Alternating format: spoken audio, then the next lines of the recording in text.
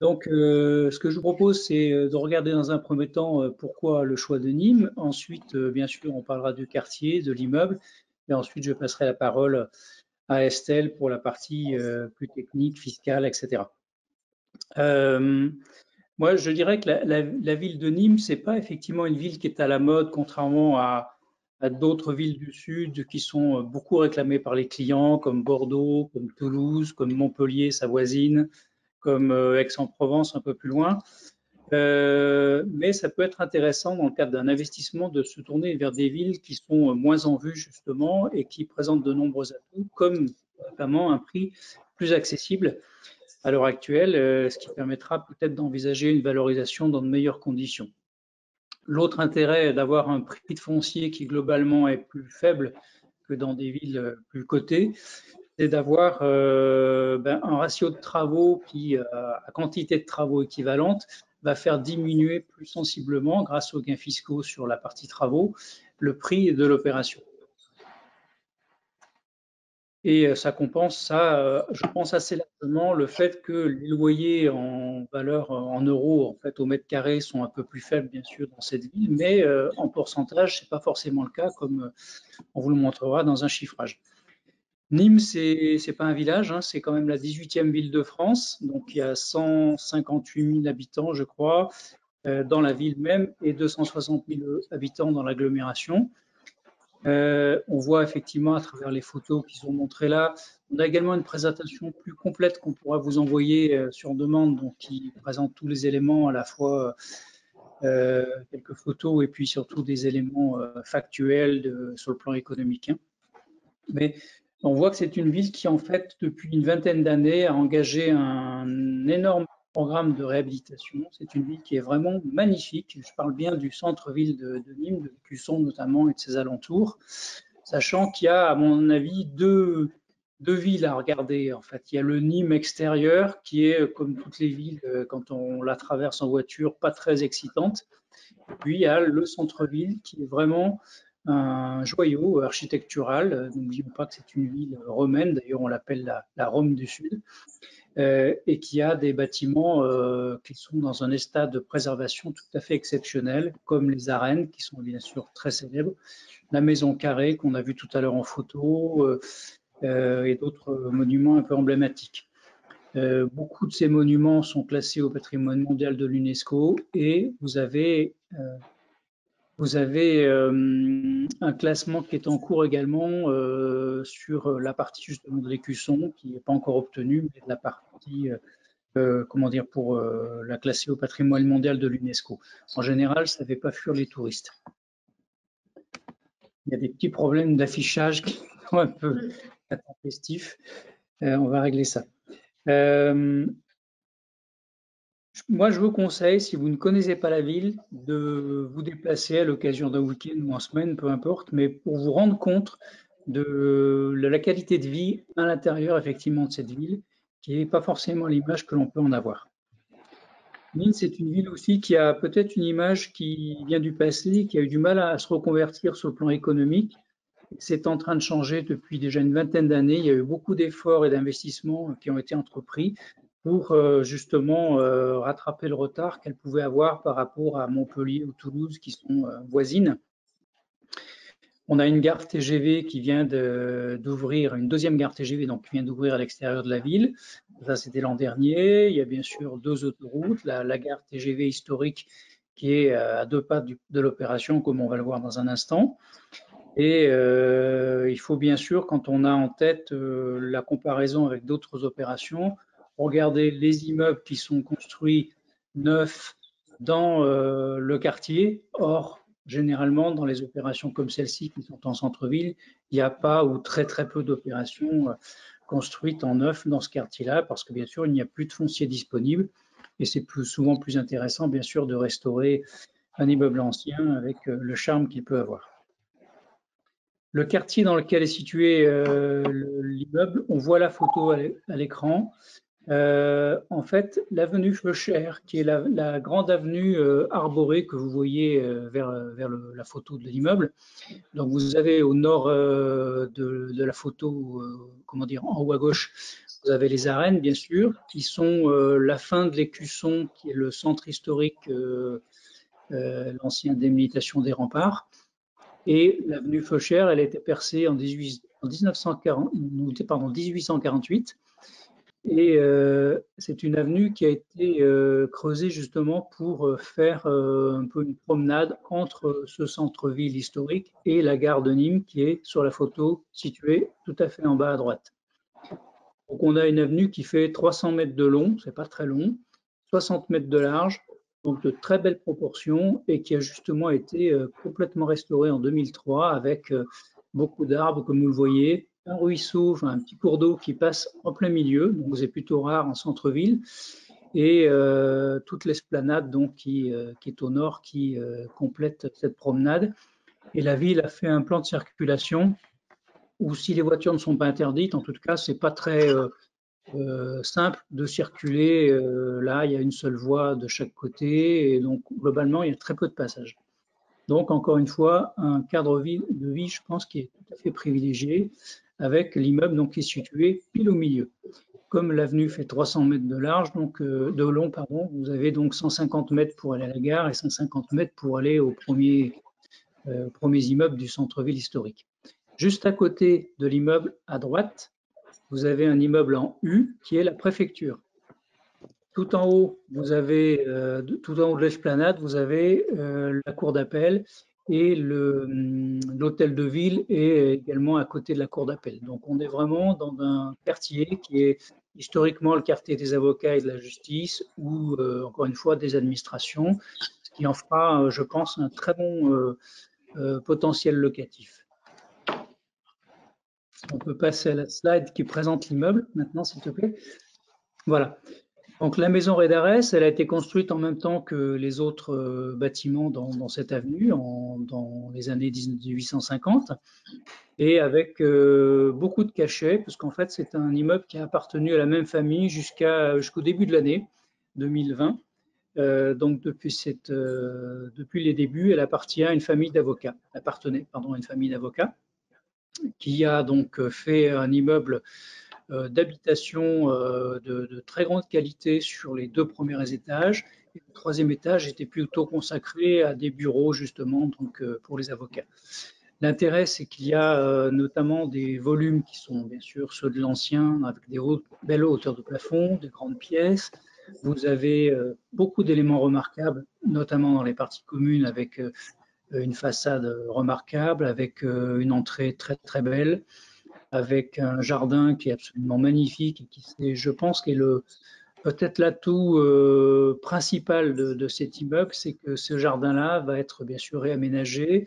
Une partie des appartements aura un accès privatif dans ces jardins, mais tous les locataires pourront accéder à ce jardin sur une grande partie, ce qui permettra de partager un moment. Il est sur l'arrière de l'immeuble, donc aucun vis-à-vis et surtout très tranquille. Il n'y a pas de voiture qui passe, donc aucun bruit à part les petits oiseaux.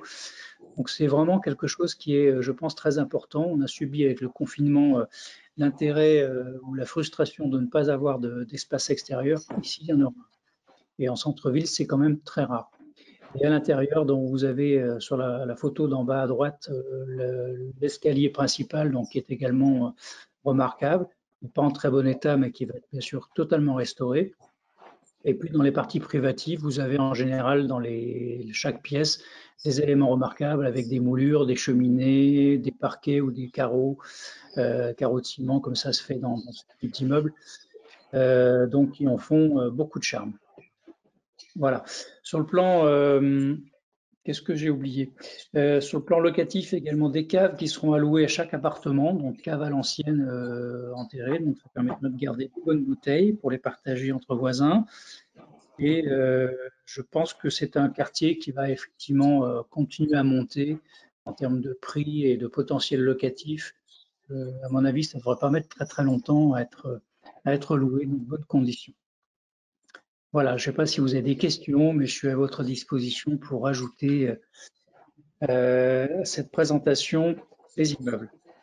Je laisse la parole à Estelle. Oui, merci. Donc, on va maintenant parler de la fiscalité éligible à cette opération. Donc, c'est une opération de réhabilitation. Donc, on va avoir une fiscalité un petit peu particulière et assez attractive qui va pouvoir être appliquée. Donc, sachant que cette opération fiscale est entièrement encadrée par notre partenaire, le cabinet d'avocats Rivière en France, donc, qui est le référent en France sur les opérations de réhabilitation en centre-ville et qui encadre donc la fiscalité applicable et qui vient donc donner sa garantie fiscale sur cette opération. Alors, l'intérêt de cette opération, c'est qu'on va pouvoir faire fiscalement vraiment du sur-mesure par rapport à vos clients, puisqu'on a deux fiscalités qui vont être applicables et donc vos clients vont pouvoir faire un choix entre l'une ou l'autre des fiscalités en fonction de leur situation fiscale. Donc, on a une opération qui est éligible au dispositif déficit foncier et une autre fiscalité qui est le Pinel optimisé au déficit foncier. Les clients auront le choix entre l'une ou l'autre de ces fiscalités. Donc, on va les détailler, sachant que l'objectif du dispositif déficit foncier, c'est bien de venir gommer l'impôt et les prélèvements sociaux qui sont dus sur les revenus fonciers de vos clients. Et l'objectif du dispositif Pinel optimisé au déficit foncier va être d'obtenir une réduction d'impôt Pinel et puis d'optimiser un petit peu la fiscalité foncière.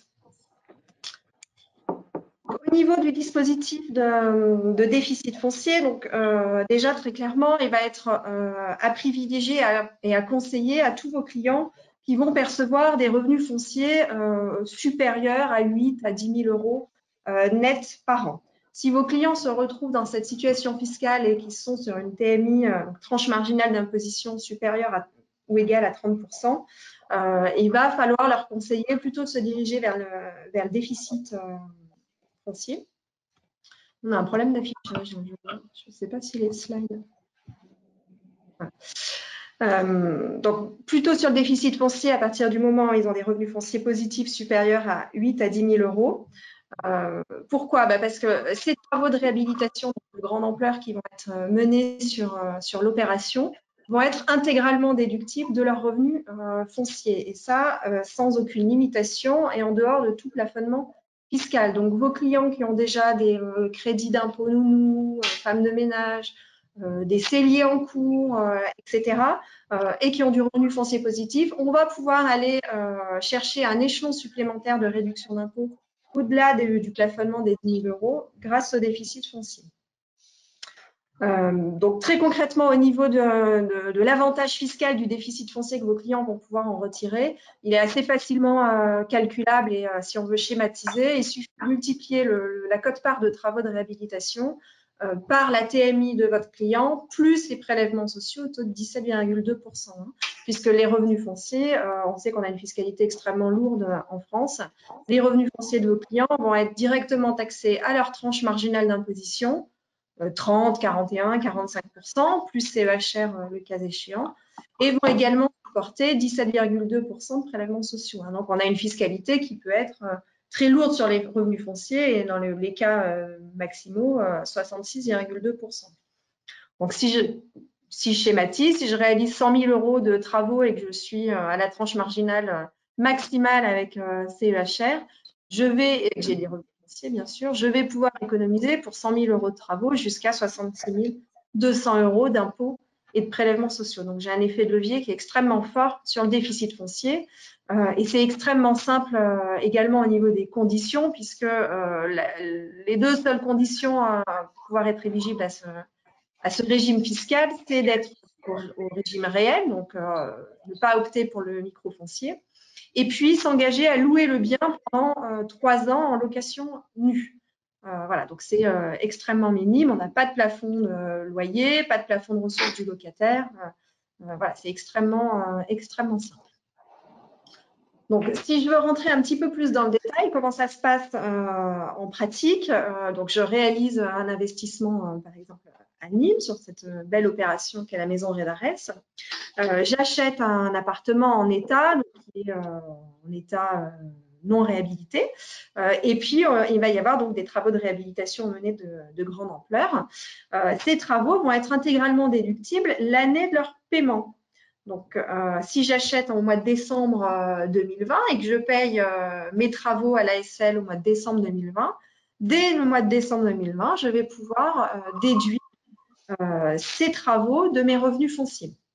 Alors, si j'ai un déficit, c'est-à-dire que je fais plus de travaux que je n'ai de revenus fonciers, par exemple, j'ai 10 000 € de revenus fonciers et je paye 100 000 € de travaux. Donc, je vais avoir un déficit, dans le cas présent, de 90 000 €.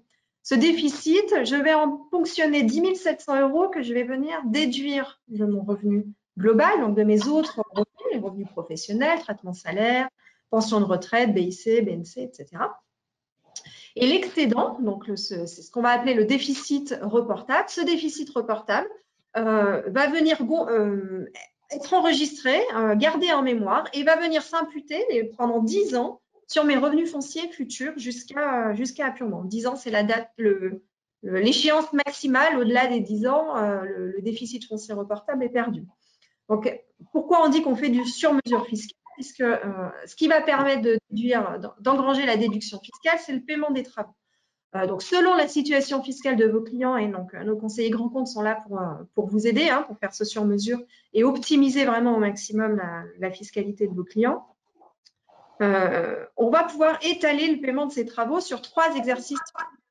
Je prends l'exemple de Nîmes. Vos clients achètent au mois de décembre. Ils vont pouvoir débloquer une première quote-part au mois de décembre 2020. Ils vont payer une seconde quote-part au cours de l'année 2021 et leur dernière quote-part au cours de l'année 2022 avant la livraison. Donc, on a bien 3 exercices fiscaux d'imputation. Donc, ça veut dire que je vais pouvoir piloter pour vos clients une fiscalité foncière sur 13 années. 10 ans à compter du paiement des travaux. Donc, si je paye sur 3 ans, c'est 3 plus 10, 13 ans, jusqu'à 13 ans d'optimisation fiscale au niveau des revenus fonciers. 13 ans étant la date limite. Selon l'importance des revenus fonciers de vos clients, vous allez prendre plus ou moins de temps pour éponger et apurer ce déficit foncier reportable. Mais donc, c'est extrêmement intéressant de pouvoir faire ce sur-mesure et gardez bien en tête qu'on est en dehors de tout plafonnement fiscal. Ça, c'est la première chose. Et la deuxième chose, grâce au prélèvement à la source, vous allez pouvoir, c'est vraiment un des rares investissements qui permet d'obtenir son gain fiscal au moment même où j'investis. Alors, notamment si j'investis en début d'année, je vais pouvoir, et je paye mes travaux en début d'année, je vais pouvoir, dès le mois de janvier, me connecter sur mon espace impôt.gouv et demander une modulation à la baisse de mes acomptes sur mes revenus fonciers. Donc, on n'attend même pas la déclaration des revenus. On peut, si on investit en cours d'année, immédiatement aller chercher un gain de trésorerie en modulant à la baisse les prélèvements d'impôts. Alors, j'espère que mon explication a été claire sur le déficit foncier, sinon on pourra y revenir. N'hésitez pas à poser vos questions. Je vous ai fait un petit chiffrage donc sur un des lots disponibles sur cette opération à Nîmes, donc qui est un T2 de 44 mètres carrés. Le prix de foncier ressort à 99 921 € et le montant des travaux, donc ces travaux par rapport à ce lot, sont 160 422 €. Donc, je précise que les travaux concernent pas uniquement l'appartement, il y a la réhabilitation de l'appartement et surtout la réhabilitation des communs de l'immeuble. Donc, c'est la quote-part de partie commune du lot. Donc, on est sur un investissement total de 260 433 €. C'est aussi un des intérêts, je fais une aparté, de cette opération à Nîmes, c'est qu'on a réussi à construire et à diviser cet immeuble avec des surfaces moyennes, ce qui permet d'aller chercher des lots avec des montants d'investissement au global très cohérents et en rapport avec la demande des clients. Le loyer donc estimé pour cet investissement est de 530 € par mois. C'est une estimation qui a été faite par notre partenaire immobilier local qui est plutôt très prudent en la matière. Donc là, c'est pareil, Philippe Dardin pourra vous en reparler éventuellement, mais il connaît mieux le marché locatif que moi. Mais il est plutôt très confiant dans la capacité de louer au minimum à ce prix-là. Le gain fiscal que j'ai calculé pour un investissement de 260 000 € est de 91 525 €. Alors, le gain fiscal va être différent d'un client à l'autre, hein, on fait vraiment du sur-mesure. Là, j'ai pris le cas d'un investisseur qui a un revenu foncier positif de l'ordre de 15 000 € et qui est imposé à une tranche marginale d'imposition de 41 %. Donc, cette personne-là, et qui va payer ses travaux en une seule fois au cours de l'année 2020, donc il va faire jouer une seule fois le déficit de 10 700 € et le reste va vraiment venir gommer ses revenus fonciers pendant 10 ans, et va obtenir un gain fiscal de 91 525 € au total. Impôt sur le revenu, prélèvements sociaux. On est donc sur un gain fiscal total pour ce client-là de 35 % par rapport à son montant d'investissement total foncier plus travaux. Je ne vous l'ai pas mis, mais j'ai fait le calcul également. Si le même client avec les mêmes revenus fonciers est imposé à une marginale de 30 %, donc avec des autres revenus un peu moins importants, son gain fiscal total va être de 30 % du montant total de son investissement. Donc, on voit qu'on soit à 30 ou 41 %, on est en gros entre 30 et 35 % de gain fiscal non plafonné, avec 0 plafond de ressources, 0 plafond de loyer. Donc, ce qui est bien supérieur, évidemment, à ce qu'on peut retrouver sur d'autres dispositifs fiscaux tels que le Pinel, par exemple.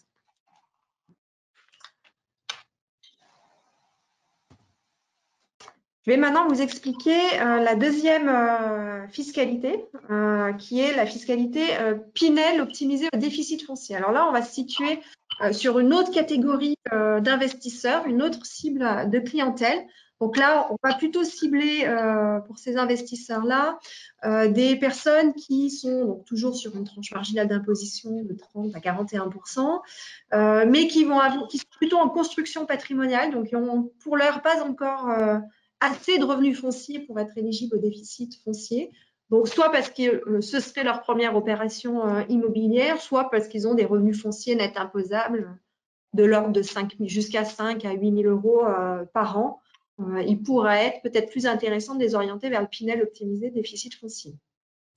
Donc ça, c'est un régime fiscal qui est assez nouveau, qu'on voit assez peu. En fait, c'est une niche dans la niche, puisqu'on va, pour une même opération, aller chercher deux dispositifs fiscaux et les combiner sur le même investissement, la même opération. Donc, sur le plan patrimonial, l'intérêt du Pinel optimisé par rapport au Pinel dans le neuf, c'est déjà que vous allez pouvoir investir dans des immeubles anciens, placés en centre-ville, ce qu'on ne peut pas retrouver dans le neuf, hein, puisqu'on est toujours en périphérie des villes, forcément. Là, l'intérêt du Pinel optimisé au déficit foncier, c'est qu'on va aller chercher des immeubles qualitatifs en centre-ville, donc un très bon emplacement, une très belle qualité d'immeuble, comme vous avez pu le voir sur les photos. Et puis surtout, la réhabilitation va être soumise à un certain nombre de normes qui font que votre immeuble, votre appartement, il va avoir le cachet et l'emplacement de l'ancien. Et en plus, il va être rénové avec des normes énergétiques, des contraintes très fortes qui sont les contraintes BBC qu'on voit dans le neuf. Donc, vous allez avoir des caractéristiques techniques semblables au neuf et avec les hauteurs sous plafond, les emplacements, les qualités, etc. que l'on retrouve dans l'ancien. Donc, c'est évidemment extrêmement attractif en termes de potentiel de revalorisation à terme. Et alors, sur le plan fiscal, bien sûr, l'intérêt, c'est de pouvoir coupler deux dispositifs fiscaux. Donc, le premier, c'est le dispositif fiscal Pinel, qui est bien connu, je pense, de tous. Vous allez bénéficier d'une réduction d'impôt, donc directement sur le montant de votre impôt sur le revenu. Cette réduction d'impôt va aller jusqu'à 21 % de votre revient. Par contre, elle est plafonnée à 300 000 € d'investissement et à 5 500 € du mètre carré. Elle va être étalée sur 12 ans au maximum en fonction de la durée de l'engagement de location. Donc, on voit là, par rapport aux limites de la réduction d'impôt Pinel, 300 000 € et 5 500 € du mètre carré. Compte tenu de l'emballement sur le marché immobilier ces dernières années et qui semble assez durable, aujourd'hui, on a beaucoup de mal à tenir ces limitations de 300 000 € et de 5 500 € du mètre carré quand on est sur des villes qui commencent à avoir une certaine ampleur. Donc là, c'est tout l'intérêt également du dispositif Pinel optimisé, c'est qu'on va pouvoir en combinant deux dispositifs fiscaux, aller chercher une réduction d'impôt supérieure au-delà de 300 000 € et au-delà de 5 500 € du mètre carré. Pourquoi? Puisque à la réduction d'impôt Pinel, on va venir adjoindre le dispositif déficit foncier. Donc, je ne reviens pas sur la fiscalité du déficit foncier, on vient largement la détailler, mais donc en pratique, quand vous investissez en Pinel optimisé, sur votre prix d'acquisition, on a donc le prix de foncier qui va être éligible à la réduction d'impôt Pinel. Et au niveau des travaux de réhabilitation, on va les dispatcher. Donc, on va avoir une partie des travaux qui va être éligible à la réduction d'impôt Pinel et puis une autre partie qui va être éligible au déficit foncier. Donc, au niveau du calendrier et de comment on goupille les deux dispositifs fiscaux, au moment où j'investis, donc par exemple au mois de décembre, je vais pouvoir imputer tout de suite ma quote-part de déficit foncier, en tout ou partie, selon la situation de vos investisseurs. On va payer cette quote-part de déficit foncier sur 1 à 3 exercices fiscaux. Ensuite, on a une période pendant laquelle les travaux sont réalisés. Et puis, au cours de l'année 2022, va intervenir la livraison de l'immeuble, le début de la location. Et là, vos clients vont pouvoir commencer à bénéficier de la réduction d'impôt Pinel. Donc, concrètement, qu'est-ce qu'on voit sur la loi Pinel optimisée au déficit foncier? C'est qu'on n'est pas obligé d'attendre la livraison de l'immeuble. Grâce au déficit foncier, on va pouvoir bénéficier d'une réduction d'impôt immédiate, même si je ne possède pas de revenu foncier imposable. Grâce à l'imputation des 10 700 € sur le revenu global, je vais pouvoir aller chercher 3 à 4 000 € de réduction d'impôt immédiatement pendant ces travaux. Et puis, au moment de la livraison, au moment où la livraison intervient, j'ai la réduction d'impôt Pinel donc, qui s'enclenche. Et puis, en fonction de la situation de l'investisseur, j'ai plus ou moins de déficit foncier en report qui vont venir gommer soit mes revenus fonciers préexistants, soit les revenus fonciers de l'opération. Alors, je vous ai fait un exemple sur le même lot que précédemment, toujours le même T2 de 44 mètres carrés. Donc, on est toujours à 260 000 € d'investissement au global. Sur ces 260 000 €, comment je dispatche entre réduction d'impôt Pinel et déficit foncier? J'ai 78 000 € de travaux éligibles au déficit foncier et tout le reste, donc le déficit foncier 99 000 € plus les 82 000 € Pinel, 182 000 € environ, vont être éligibles à la réduction d'impôt Pinel. Bon, loyer plafonné, donc on voit qu'il est un petit peu plus bas que le loyer en déficit foncier, va être de 501 € par mois. Mon gain fiscal Pinel, donc 21% de ma base Pinel, 38 285 € que je vais étaler sur 12 ans à compter de la livraison. Et puis mon gain fiscal déficit foncier, alors là, c'est pareil, c'est variable d'un investisseur à l'autre et selon sa TMI. Là, j'ai pris le cas d'un client qui a un petit peu de revenus fonciers et qui est sur une tranche marginale de 30%, plutôt la cible du Pinel optimisé. Donc, lui, il va avoir un gain fiscal déficit foncier de l'ordre de 35 000 €. Donc, il va être sur une réduction d'impôt totale de 73 275 € qui va représenter 28% du montant de son investissement.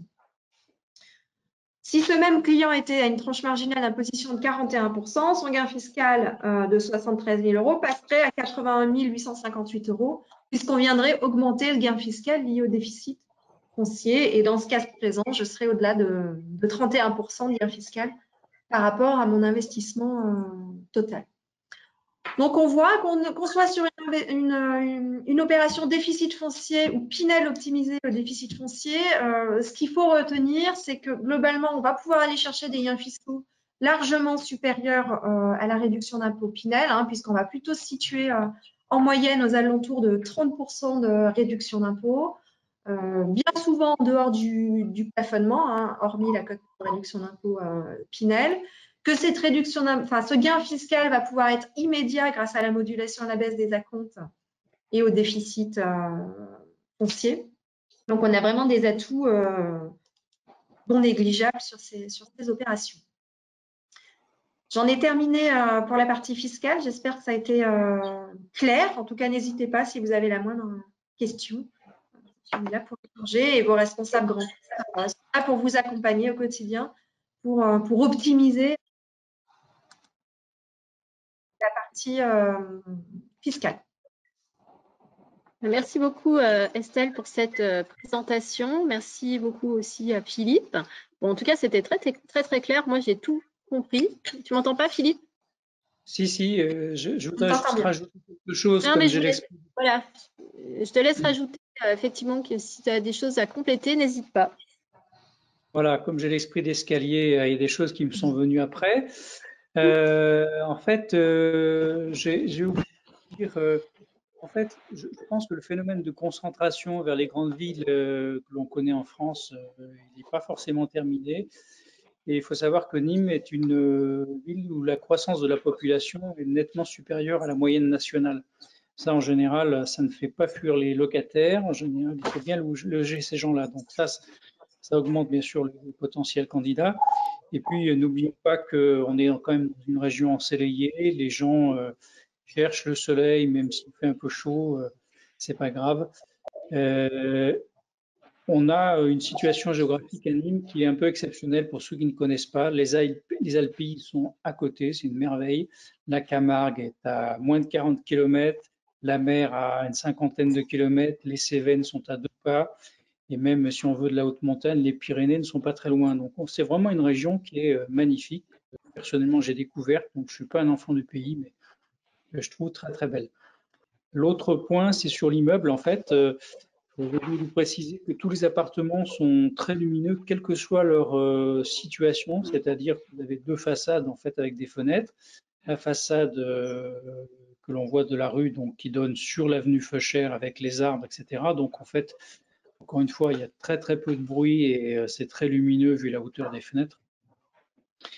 Et l'autre façade, c'est sur le jardin, très tranquille également et extrêmement lumineux également. Donc aucun souci d'appartements qui seraient un peu encaissés ou qui ne seraient pas lumineux, on peut y aller tranquillement. Le meilleur argument d'ailleurs, de toute façon, c'est de venir sur place, déjà visiter la ville et puis de se faire une idée de l'immeuble si on le souhaite. On peut organiser des visites sur place, donc c'est possible.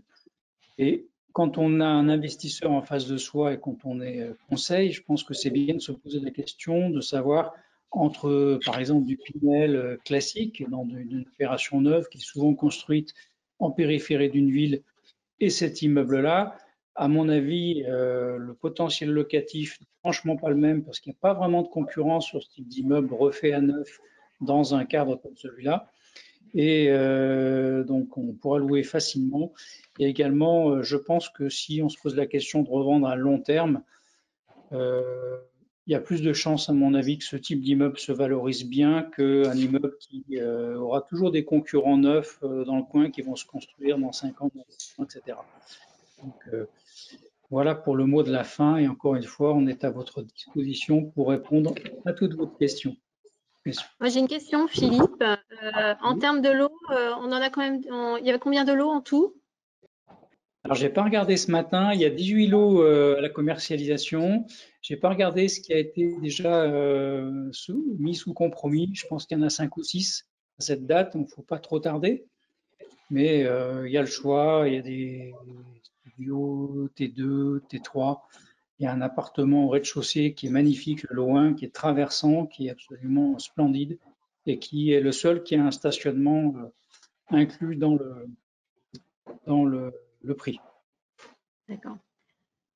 N'hésitez pas à poser vos questions. Il y a le chat si une question vous vient à l'esprit, que ce soit sur la fiscalité, sur les chiffres pour Estelle ou des compléments d'information sur la ville avec Philippe. Je rappelle les responsables grands comptes Advenis qui sont à votre disposition. Donc, vous avez Thierry Ponce dans la région parisienne, Philippe Dardin, que vous venez d'entendre, lui fait toute la partie Montpellier, Toulouse, présent aussi jusqu'à Bordeaux, donc c'est plutôt la partie sud-ouest. Asma Mesny qui fait toute la partie sud de la France et avec Fabienne Triomphe et moi-même, Laetitia Grevaux, nous faisons en fait la région Rhône-Alpes et Auvergne-Limousin, plutôt pour Fabienne. Alors moi, c'est plutôt la partie Rhône-Alpes, on va dire partie est, Bourgogne-Franche-Comté et toute la partie est de la région Rhône-Alpes et Fabienne fait plutôt la partie, on va dire, ouest. Donc, n'hésitez pas à nous demander des compléments d'information. On est à votre disposition pour présenter en fait cette opération dans le détail à vos clients et aussi pour faire un chiffrage. Donc voilà, donc je pense qu'on en a terminé de cette présentation. Encore merci pour votre participation. On vous sollicitera pour d'autres webinaires très certainement, que ce soit sur des sorties d'opération ou pour présenter nos SCPI. Donc merci à nos intervenants, merci Estelle, merci Philippe et merci à tous. Merci à tous. Merci.